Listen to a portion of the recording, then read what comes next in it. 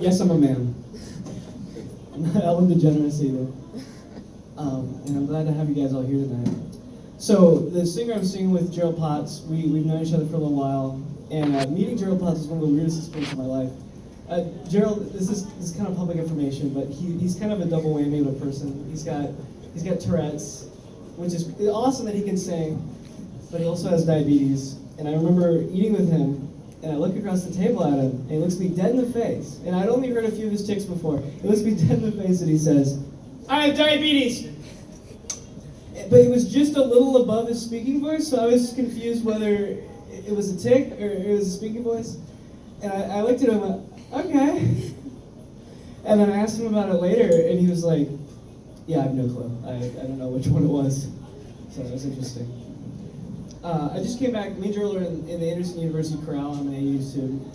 And we just came back from tour, and tour was insane. We were cooped up in a bus for 7 days, on and off. What was it, 8 days? 8 days, counting the first day. And we were just going across the country. And I'd never been into the American South. We went to the American South. And one thing that kept blowing my mind is as we got deeper in, the accents got stronger. Like, you were in Tennessee, and I'm like, they kind of sound like us. They're Westerners. Like, "Hey, nice to meet you. It's good to see you." And then we start getting further down, and when we were in Alabama, I think I hit, like, culture shell shock, because I'm like, I sound different here. I sound like the other. And they're like, "Well, it's really nice to have you here at our church." And Mississippi was even worse. And when we started making our way back up, I almost didn't notice the time. So, sorry, I have my set list written down in my head. So I'm going to tell you guys, this is getting a little personal. I'm going to tell you about my first kiss, my girlfriend. We got my grandmother's house. It's never a good way to start a story about a first kiss. We were at my grandmother's house in a pool. And we were clothed, okay? We were in a pool. And she's floating on an inner tube. I'm swimming around in this pool. I think the furthest it gets is like 8 feet. It's somewhere like 4 feet deep in the shallow end. And I'm swimming around. And if you guys have a significant other, you know they give you the look, like the eye. Like, you know, the eye. And I just started dating her. This is like circa like 3 weeks in. And she's giving me the eye. She's like, and I don't know how to react because I'm 15 years old and I've never kissed anybody. So I start panicking and changing the subject every time she locks eyes with me. So she'll be like, "So, when do you want to get out of the pool?" Like, I'm done. So eventually it gets to the point where we're both in the shallow end standing, talking to each other, and I corner her up against the back wall. Okay, that sounds a little bad, but she was up against the back wall, and I approach her and I'm like, "Can I just kiss you already?" So I close my eyes and lean in and I kiss her, and I kissed her cheek. She's smiling at me and I kissed her cheek. It was a great time. So I've done theater for 7 years, and my community theater, and I'm from Richmond, Indiana originally. And I played Peter Pan when I was 14 years old. And one of the coolest parts about playing Peter Pan, I wore tights, but they were under my outfit. We were trying to keep it PG because it was Disney's Peter Pan. And I flew on one of those flying things, like those with the rail and with the rail and the harness and the line. And I'm going to tell you the story of the performance where I almost died. So, yeah, it's a good time. So. It was a normal day. It was a school day performance, and for school days we had 2 shows. So we'd have a morning show, everyone would come in their jammies, we'd perform, kids would love it, they'd go back to class, and then we'd eat food, and then we'd do another one. So it was the first show of the day.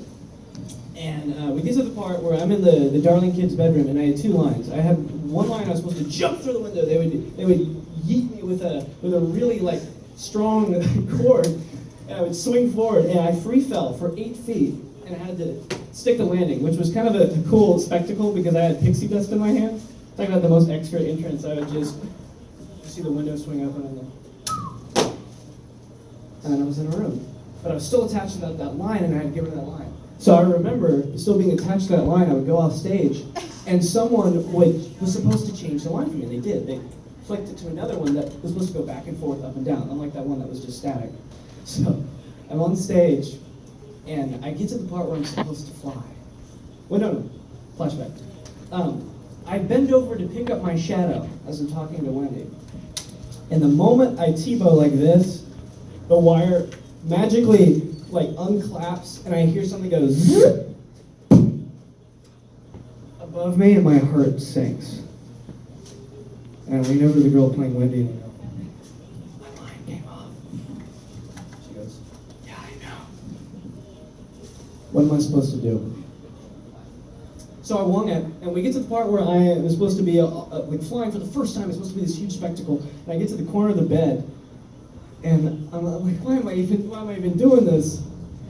And because first of all, you realize harnesses are super restricting. Like I wrestled in high school, I can jump for days. I can jump super high. See, look, I can jump decently high. But with the harness, it was so restrictive. So I'm heavier. I got a harness on. I can't fly. So I get to the edge of the bed, and the darling children are like, oh, he's gonna fly. Watch me now, here I go, and I jump. The most underwhelming jump. And they're like, oh, he's flying. I'm not flying. And we get to the part where I'm supposed to be flying around in the air.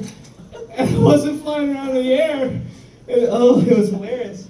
My favorite part was, we got to the point in the show where me and Hook were supposed to have an interaction where I flew away. And he's like, oh, God, you flew away. I'm like, yeah, I'm flying away. So we get to that situation and we have to do an impromptu sword fight. The director has said nothing. This has been okayed by nobody. I have like a letter opener. He's got like a jousting stick. This is not a fair fight by anybody's measure. And we're sword fighting. We're sword fighting so hard. And he parries forward and he hits me upside the face on my nose. He gasps. Out of character. We're both in character, not playing off. And he's like back in immediately. I grasp my nose for a second, and I stay in character. I stay focused. Tears are in my eyes. And I start to feel like my nose warm up, and then warm liquid starts to slowly pour out of my right nostril. So Peter Pan is bleeding, trying to run off victorious because I had beat Hook. And my favorite part is me and the girl play Wendy ended up being really close later, and I hid myself from the cast. Like, what am I going to do? I almost died. I couldn't fly. So I go into this room in the basement, and the assistant directors talk to me, and I'm like, oh, what are we going to do? What are we going to do? Because the whole show is built around me being able to fly, and now I can't. So I have a tissue, and I'm wiping my nose, and I see the girl playing Wendy passes me through the hallway. Instead of talking to me, she just does this. Gone. And then the guy who plays Hook stops by and acts like I was like someone he nearly killed. He's like, oh, I'm so sorry. I can't believe I did that to you. I'm like, I'm fine. Don't worry about it. So I ended up having to finish the show. And my favorite part about finishing the show was I'd used that line I talked about in the beginning where it was like suspended and still. So I had to fly at the end, and I flew. The arc of my flight was about here on the mic stand.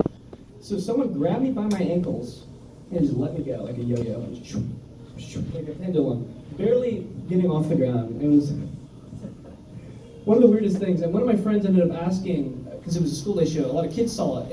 And of course, that show was the one that was my elementary school that I went to, and I felt so awful about it. And one of my friends, like little siblings, was there, and they said, "Hey, you saw Peter Pan," and they knew that they knew me. Like, yeah, it was really cool. Did he fly? Sorta. Thank you guys so much.